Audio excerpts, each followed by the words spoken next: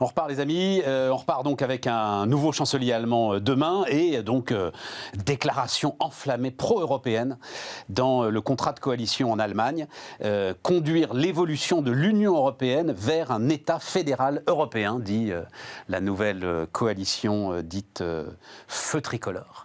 En Allemagne. Donc Emmanuel Macron va préciser cette semaine les objectifs de la présidence française de l'Union et juste quelques petits chiffres sur les Français et l'Europe. C'est l'Institut Jacques Delors, Kantar, Cevipof qui nous apporte ça. Donc 56% des Français se disent attachés à l'Europe, 61% s'en sentent citoyens, 74% ne voudraient surtout pas quitter l'euro, mais seuls 36% affirment avoir confiance dans les institutions européennes. Voilà le résumé du truc. Comment est-ce que tu vois la séquence, Nicolas ? Déjà, je trouve que c'est un calendrier heureux pour Macron, parce qu'avoir une coalition allemande pro-Europe au moment où il va prendre la présidence de l'Europe, c'est quand même une façon de faire avancer les choses. Et ce sera plus heureux que pour les Allemands qui, eux, le premier semestre de 2020, se retrouvaient avec la présidence à gérer le Covid. Donc finalement, les sujets de fond passaient un peu au deuxième rang. C'est clair. Alors là, ce qu'on lit dans les déclarations aussi, c'est qu'il y a une volonté d'avancer avec les Français et pas simplement une nécessité. Très clair. Donc d'un point de vue positif, là, on souligne au stabilo. Et moi, je trouve ça intéressant parce que l'envie de construire quelque chose ensemble, ça me renvoie à une étude qu'on avait fait avec Croissance Plus et le G9 Plus. À un moment donné, on a fait une consultation citoyenne de Français et des Allemands pour savoir comment construire des champions du numérique européen. Et on a demandé des idées aux uns et aux autres. Et les Français, à qui on reproche souvent de ne pas être européens, sont en réalité très européens, sont assez ensemble, avec beaucoup d'idées, on met des choses en commun, on se développe. Les Français de Croissance Plus, Nicolas. Non, là on avait 15 000 Français qui avaient des citoyens au niveau français. Alors, en revanche, on avait en face 10 000 Allemands qui ont répondu on n'a pas besoin des Français pour pouvoir faire nos champions. Et donc là, on a quand même le petit paramètre qui crée les troubles qu'on a un peu dans l'Europe, parce que en réalité, les Français sont quand même très européens et sont très esprit collectif, là où les Allemands sont plus sur leurs intérêts, se battent pas pour une idée plus grande, universelle, mais sur leurs intérêts. Écoute, ils ont élu quand même une coalition qui veut un État fédéral. Je crois qu'on en serait totalement incapable. Je disais ça parce que justement, je trouve ça très intéressant finalement d'avoir des représentants qui vont finalement pas être assez loin de l'étude que nous on a menée pour pouvoir essayer de faire une assemblée parlementaire franco-allemande, comme il le précise.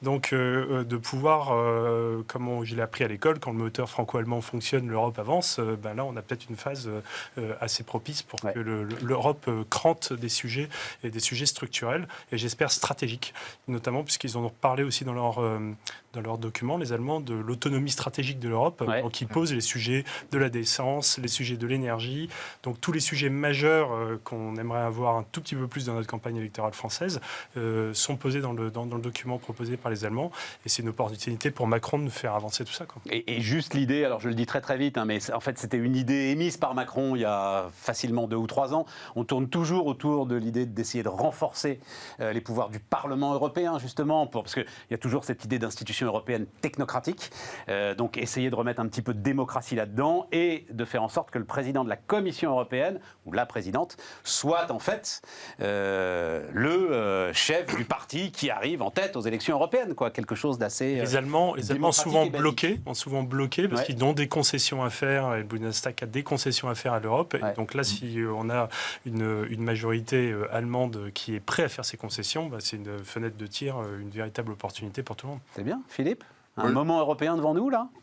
Je crois qu'il y a 2 choses. Il y a effectivement cette idée d'un gouvernement fédéral que les Français appellent de leur vœu depuis très longtemps. Mais les Français appellent de leur vœu un gouvernement fédéral. Nous, on est en plein repli sur soi. Non, mais rappelez-vous la rencontre entre Angela Merkel et Nicolas Sarkozy le 16 août 2011. L'idée de Sarkozy était d'avoir un gouvernement européen qui, après la crise, etc. Donc, non, c'est l'idée en Europe... Je n'ai pas de souvenir du gouvernement européen de Nicolas Sarkozy, Philippe. Je me souviens de la gestion de la crise des subprimes et comment il avait appelé tout le monde à l'Élysée. L'idée, c'était d'avoir une dynamique européenne plus centralisée et qui représente un peu un gouvernement. Ça, moi, D'accord. Donc, il y a une espèce de cohérence qui apparaît, et ça, c'est plutôt intéressant. Effectivement, dans une période où l'Europe doit se déclarer. C'est-à-dire qu'on voit bien, quand les États-Unis disent « nous, on ira aux Jeux Olympiques, mais on n'enverra personne, aucun diplomate », c'est qu'on sent bien qu'il y a des tensions très fortes entre les deux. L'Europe doit se positionner sur ce type de dossier, sur les dossiers économiques, par rapport à la Chine, par rapport aux États-Unis. Et le fait qu'on ait une envie européenne commune sur ce plan-là est intéressant. L'autre aspect qui me paraît intéressant, c'est qu'il y a la France, il y a l'Allemagne, mais il y a l'Italie aussi. Il y a eu l'accord entre le traité entre la France et l'Italie il y a quelques semaines. On est dans une logique où les 3 grands pays européens ont envie de faire l'Europe. Ça, c'est vachement intéressant. Et c'est malgré tout très nouveau. Et tu ne crois pas, parce que j'insistais auprès de Nicolas, la coalition allemande, là, elle est élue. Elle a été élue avec ces phrases-là dans le programme. Bon. Pas un parti en France ne serait élu avec ces phrases. Je ne crois pas du tout que nous, on en soit là. Si tu veux, l'ambiance gilet jaune, elle n'est pas du tout une ambiance fédérale. Tu ne crois pas, Philippe? Elle est plutôt au contraire une ambiance de défiance totale face à l'ensemble de... Je ne crois pas, je ne suis pas sûr. Je pense que effectivement, il y a une partie, et ceux qu'on a vus avec les Gilets jaunes étaient en défiance vis-à-vis de l'Europe, parce que l'Europe est un très bon institution technocratique, quoi, oui, ce que je mais disais tout à l'heure. Boris Johnson. Voilà. L'Europe, c'est un truc terrible. Il y a beaucoup d'avantages, et il y a beaucoup de gens qui trouvent aussi que l'Europe était quelque chose qui fonctionne bien. Donc, il suffit aussi d'expliquer les choses et de rentrer dans la logique. Moi, je suis pas très... je pense qu'on peut avancer sur ces questions. Et juste un dernier point sur l'Allemagne. Je disais l'autre jour que l'Allemagne n'était plus aussi... ne regrettait plus le Deutsche Mark. Et que l'euro était maintenant la monnaie allemande. On va le valider, ça. Mais je ne sais plus où j'ai vu ça, Ouais, mais je trouvais ça intéressant. Il faut le documenter. Oui, hein, bien sûr. On va le documenter et on en reparle. Je l'ai vu, ça m'a suffisamment... Bertrand? Bon, moi, je crois qu'au fait, donc les grandes déclarations en matière politique, c'est pas comme en amour. En matière politique, les grandes déclarations, faut regarder un petit peu. Même quand c'est écrit dans un contrat de coalition, là, c'est un truc... L'ambiance est très bonne, mais premièrement, on va avoir une explication franche et virile, je pense, dans quelques mois, après les présidentielles, sur les questions financières et budgétaires. Ouais. Parce que nos amis Scholz et Lindner, c'est pas des gens qui annoncent des dépenses de 12 milliards le matin au repas, comme ça, comme si de rien n'était. C'est un peu sérieux. Bon. Donc, non mais vraiment. C'est une bonne manière de résumer les donc choses. Il va y avoir une explication franche et virile. Encore une fois, l'inflation en Allemagne, alors peut-être que les Allemands, j'ai pas vu de sondage, sont fanatiques de l'euro, c'est possible, mais quand ils vont voir leur pouvoir d'achat érodé de 5% ou 6%, ils vont quand même se poser des questions. Et puis il y a un mouvement populiste en Allemagne aussi, le Bild Zeitung, etc. Madame Inflation, alors je vous remettrai, mais je l'avais mise. Voilà, bon, il lui reproche de s'habiller en tailleur Chanel, Christine Lagarde. Elle est beaucoup moins virulente, vocale, comme on dit, qu'en France, mais enfin, elle existe. Absolument. Bon, donc il va y avoir ces questions budgétaires, et ça, c'est peut-être pas de la grande politique, mais enfin, voilà, je crois qu'il va y avoir un sujet, et je pense que, quel que soit le gouvernement français, il va avoir du fil à retordre avec nos amis allemands, qui sont nos amis, effectivement. Ensuite, sur les grandes questions stratégiques, etc., il y a 3 sujets sur lesquels, quand même, on les attend au pied du mur. C'est l'énergie.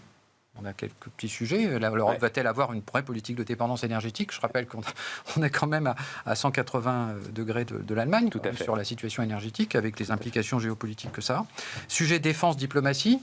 Je n'ai pas l'impression que l'idée d'une défense européenne et d'intervention extérieure soit très en cours chez les Verts, qui font partie de la coalition. Donc je ne suis pas sûr que ça bouge énormément. Et pour toi, c'est un enjeu majeur, ça? La question à se projeter à l'extérieur, à faire des interventions militaires extérieures, oui, je pense, oui. Non, oui, bien. Je pense que c'est un vrai sujet de penser qu'il n'y a que la France. Voilà, il y a que la France aujourd'hui qui prend quand même à charge un fardeau important, dans un contexte où les Américains nous expliquent qu'ils partagent du fardeau. C'est pas que Trump, ça date maintenant depuis de très nombreuses années. Et puis, question de la politique d'armement.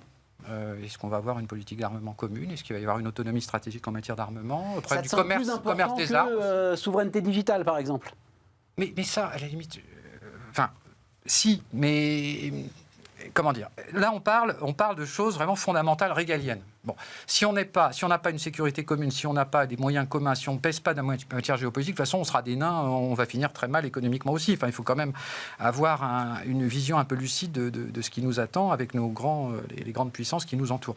Quelle sera notre politique diplomatique vis-à-vis de la Chine, de la Russie et de la Turquie? Jusqu'à présent, je ne suis pas sûr qu'on ait qu'on soit parfaitement réglé avec l'Allemagne sur ces sujets. Et enfin, il y a la question de l'immigration. Je ne suis pas sûr. Alors, ça renvoie à des opinions politiques fondamentalement différentes. Dans les élections allemandes, le terme de l'immigration n'est absolument pas apparu, alors qu'ils ont énormément plus d'immigrés que nous. Alors qu'en France, effectivement, c'est un thème qui n'est pas récent. Ce n'est pas parce qu'il avait été mis sous le tapis qu'il est récent. Donc, sur ces sujets-là, énergie, diplomatie, autonomie stratégique, immigration, on a des sujets avec l'Allemagne quand même. Alors, le contrat de coalition, il en parle de l'immigration. Et là aussi, t'es à 180, j'en sais rien. T'es à 180 avec le climat de la campagne électorale. Oui, l'Allemagne doit devenir un pays d'immigration. Parce qu'ils sont pas dans la situation démographique que nous, et ils n'ont pas les mêmes sujets, c'est pas... Absolument, mais c'est pour dire, oui, ils en parlent, et mais si je risque d'être orthogonal. Si je mentionne l'immigration, l'énergie et la défense, c'est pas par hasard. Ouais. J'aurais pu, sur le digital, sur les grands champions, sur la politique, tout le monde est d'accord, à la limite, tout le monde est à peu près d'accord. D'accord. Peut-être même que sur la santé, on sera peut-être un peu moins mauvais collectivement la prochaine fois, on apprend, etc. Là, je mettais évidemment, c'est mon côté poil à gratter, enfin, je mettais l'accent sur 3 sujets sur lesquels on doit avoir des grandes franges explications, en plus du sujet budgétaire sur lequel ça risque d'être assez violent, parce que derrière dans les compromis qu'on va passer avec l'Allemagne, il y aura de la rigueur budgétaire, et une rigueur budgétaire avec un pays qui part de 6% de déficit public. Le Covid, dans cette histoire, n'étant responsable que d'une petite partie, parce que la plupart des dépenses qui nous sont annoncées n'ont strictement rien à voir avec le Covid. Ce que coûte le Covid aujourd'hui... Tu parles de 2022. Même 2021. L'essentiel du déficit public n'est pas lié au Covid maintenant. Je ne sais plus à combien il est le déficit 2021. J'ai en tête 5. Ils vont le limiter à 5. Non, voilà, c'est ça. En 2021, en 2022. 2022, voilà, 2022 2021, limité il est à à 5. 7, 8. Il est à 8, oui. Ouais, c'est ça. Et il s'engage à le limiter à 5 pour 2022. Voilà. Avec les 12 milliards de l'énergie, c'est déjà mal barré. Oui, Nicolas. Moi, je pense qu'on est tous d'accord maintenant pour dire que la période de la mondialisation heureuse touche à sa fin. On a réalisé avec Trump que les États-Unis pouvaient être de notre côté, mais aussi basculer de l'autre côté. On a les Chinois qui démontrent tous les jours un peu plus, montrant leurs muscles jusqu'au jour où ils vont traverser Taïwan et on ne pourra rien faire. Donc cette période-là, elle est terminée. Donc le rôle de l'Europe, qui est juste d'administrer un marché et de faire en sorte que l'économie se déroule bien à l'intérieur de ces marchés, touche à sa fin. Et donc maintenant, l'enjeu de l'Europe, c'est est-ce qu'on est vraiment un État, donc un État fédéral, ou en tous les cas, est-ce qu'on peut peser? Et l'instant de vérité, il est maintenant. Et forcément, il attaque tout de suite ces sujets. D'abord, d'une souveraineté militaire. Est-ce qu'on est capable de se défendre? Ou est-ce qu'il faut appeler Trump pour venir nous protéger? Ou est-ce qu'il va falloir appeler Pékin pour nous protéger? Est-ce qu'on va être capable d'avoir notre souveraineté alimentaire? Est-ce qu'on va avoir notre souveraineté énergétique? Enfin, tous les sujets majeurs, et quand je parlais tout à l'heure qu'on attaque maintenant les sujets structurels, on y est. Et on est rentré dans cette phase. Et c'est une chance, parce que finalement, on va devoir parler des vrais sujets et il y a une volonté, c'est pas qu'une nécessité, il y aura une volonté d'essayer de construire des choses. Alors, c'est des déclarations, mais de toute façon, on commence toujours par des déclarations, après on met des petites briques les unes au-dessus des autres, mais je pense que c'est incontournable aujourd'hui, et si on rate ce rendez-vous, ça va être... Je sais pas comment tu fais ça à 27, hein. Non, mais c'est l'autre sujet quand même, parce que tu peux avoir un moteur franco-allemand et, comme Bertrand nous l'a expliqué, déjà le moteur, il va quand même être sacrément divergent. Mais l'Allemagne, l'Italie, la France, ça fait le traité de Rome. Hein. On peut commencer à recréer un fort. Non, mais sur la question allemande, moi je trouve intéressant le fait que finalement, quand on regarde... Moi, je trouve intéressant ce qui se passe depuis 6 mois sur la conjoncture. L'économie allemande ralentit. Ouais. L'économie française s'en tire plutôt bien. Ouais. Et pourquoi l'économie allemande ralentit-elle? Parce que la Chine ralentit. Les exportations allemandes vis-à-vis de la Chine ralentissent. Ça veut dire que si l'économie allemande veut retrouver sa superbe, il faut qu'elle s'adresse, qu'elle ne dépende plus, comme elle le faisait depuis 15 ans, de ses rapports avec la Chine ou d'autres, mais de sa situation européenne. Et là, il y a des choses intéressantes à construire. C'est ça, pour moi, l'enjeu, il est là. C'est-à-dire que d'un seul coup, les Allemands sont un peu moins confiants sur cette globalisation heureuse, sur cette situation qui va les tirer systématiquement vers le haut parce qu'ils vont exporter comme des fous. Là, d'un seul coup, on est tous beaucoup plus complémentaires, codépendants en Europe, et pour que ça fonctionne, il faut qu'on mette tous la main à la pâte. Comme par hasard, tu as, donc dans l'accord de coalition toujours, conditionnement des accords de libre-échange à des engagements juridiquement contraignants en matière de protection de l'environnement, de protection sociale et de droits de l'homme. C'est un profond changement pour eux, ça.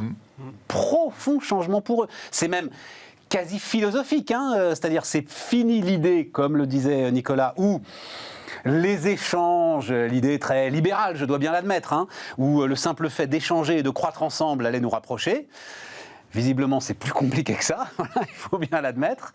Et donc là, voilà, ils l'ont toujours refusé, les Allemands, je ne dis pas de bêtises, ils ont toujours refusé. C'est pour ça d'ailleurs que l'ensemble des accords qu'on essayait de passer étaient assez régulièrement dénoncés chez nous par les activistes, parce que justement, il n'y avait pas assez de contraintes sur les plans environnementaux et sociaux. On a accepté la taxe carbone aux frontières. Mais enfin, ils l'ont accepté, ils la refusent. Non, Philippe, ils vont l'accepter maintenant. Non, mais ça a été validé à l'échelle européenne. La précédente majorité, autour d'Angela Merkel, c'était absolument pas réglé, cette question. Oui, absolument pas réglé, voilà. Là, effectivement, on se rend compte que ça va l'être.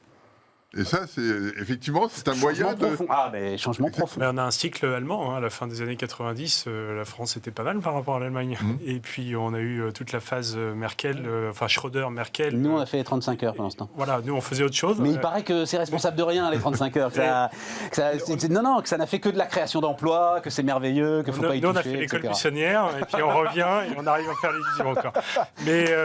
Mais donc là, avec le mot est un peu fort, mais la forme d'arrogance allemande, quand ils fonctionnent bien et qu'ils sont toujours très fiers, ils ont une capacité d'être très confiants en eux et donc de dérouler leur modèle. Là, on voit que ça tout saute un peu. Donc le modèle français qui est différent réagit différemment et c'est contracyclique, quoi. Donc ils vont être plus disposés à discuter. On dit un mot de ce que j'ai appelé désastre universitaire, mais c'est dans la droite ligne de ce qu'on disait tout à l'heure, note du Conseil d'analyse économique. C'est intéressant parce qu'il parle notamment de l'ensemble de ce que notre système a décidé de délaisser, c'est-à-dire les licences, en fait. Taux d'encadrement déplorable donc en licence. Je ne sais pas si on va voir le graphe qu'a publié les Échos, qui est très impressionnant quand même. Donc la courbe qui monte, c'est les effectifs, et la courbe qui baisse, c'est les dépenses par étudiant. Voilà. C'est quand même très spectaculaire, ce truc-là. C'est un budget qui ne bouge pas, un nombre d'étudiants qui s'envolent, donc un nombre de on peut la laisser un peu plus budget par étudiant qui s'effondre. Laissez-la un peu plus le graphe. Je sais pas, qu'est-ce que tu... Il y a 2 jours, Daniel Cohen, le patron de Paris School of Economics, intervenait sur une radio concurrente le matin à 8h20. Ouais. On n'est plus une radio, nous, tu sais. Oui, une chaîne de télé. La radio, les gens le savent peu, mais la radio est inaccessible, en fait, pour lancer une boîte aujourd'hui. Vous pouvez pas avoir de fréquence, ça coûte une fortune. Enfin, voilà. C'est beaucoup plus simple de faire de la télé aujourd'hui. Je referme la parenthèse. Donc voilà, sur une radio le matin, et donc il parlait de la France, etc. Et le sujet le plus mobilisateur, alors lui qui est universitaire, c'est de dire l'université part à volo. C'est-à-dire qu'on est dans une situation épouvantable en termes de capacité à retenir les profs, parce que les moyens qui sont mis pour les retenir sont dérisoires. Et puis, on a cette paupérisation de l'université qui est terrible. Alors, les classes prépa, les chiffres que donne quand même le Conseil d'analyse économique sont spectaculaires. C'est-à-dire qu'on consacre 13 400 € par an par élève en classe prépa, 3 700 en licence. Oui, l'élitisme est sans doute nécessaire, mais à ce niveau-là, c'est quand même très spectaculaire. Ce qui serait intéressant, j'ai pas fait la recherche, mais à une époque, Valérie Pécresse était ministre des Universités. C'est elle qui a donné l'autonomie aux universités. Oui, elle en mais est très fière, c'est pas quand on regarde la courbe, ça commence à ce moment-là. Hein. Non, c'est juste une question. Je pense que c'est pas lié à l'autonomie des universités, c'est lié à l'austérité budgétaire, aux contraintes budgétaires. Mais on reboucle avec le début de notre conversation, c'est-à-dire que les marges de manœuvre, on le voit bien, les marges de manœuvre pour faire des économies sur les dépenses publiques ne sont pas dans la recherche, le développement, et sont dans les dépenses sociales. Et l'enjeu, il est là, finalement. C'est-à-dire qu'il y a aussi une dimension intergénérationnelle. Par exemple, le graphique, il indique la dépense par étudiant en 10 ans, donc elle diminue de combien ? 5%, 10% ? J'ai une courbe, c'est à peu près ça. Ouais. Bon, on imagine baisser les retraites de 10%. T'as raison.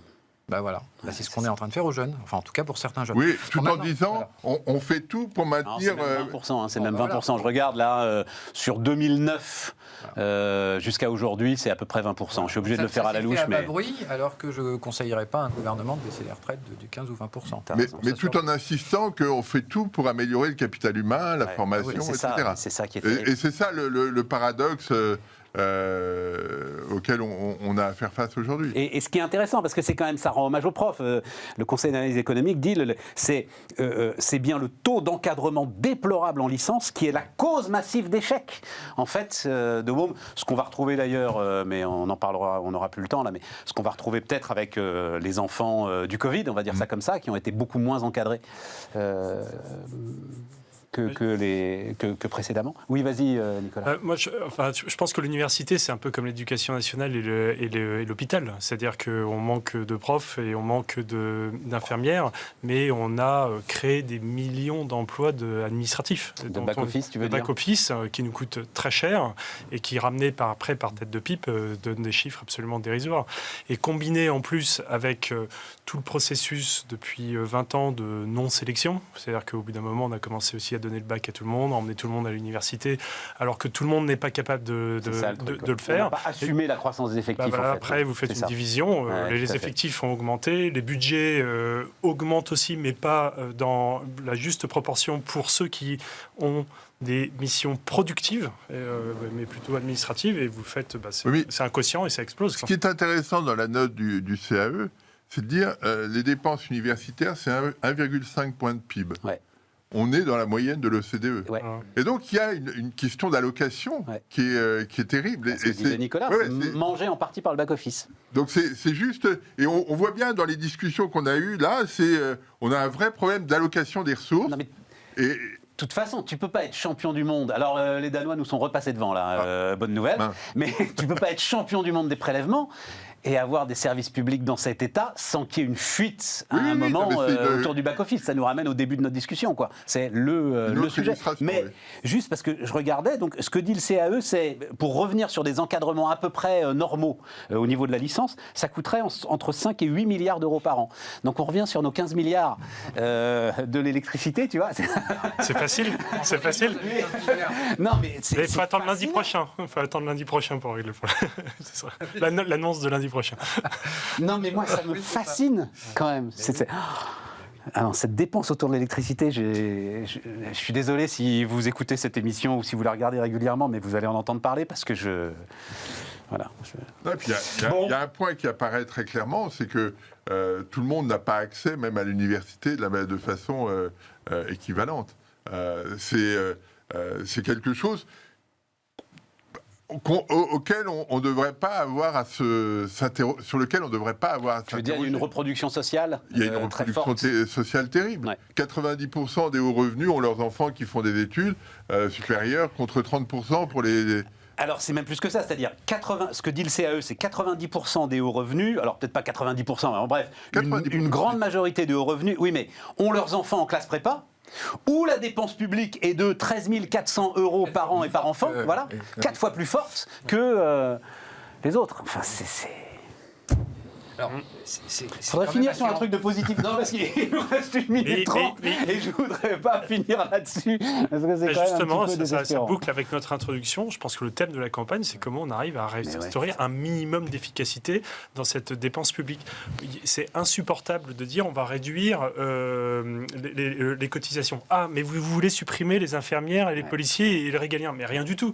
On veut juste faire en sorte qu'à un moment donné, pour un prof, il n'y ait pas un mec en back-office. Il n'y a aucun pays européen qui fonctionne comme ça.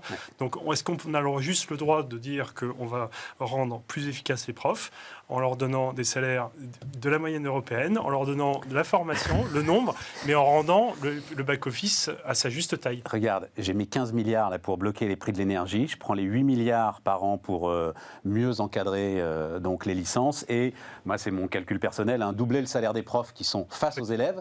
C'est, sur 5 ans, c'est 6 milliards d'euros par an. Voilà. 8 et 6, 14. J'ai même 1 milliard pour...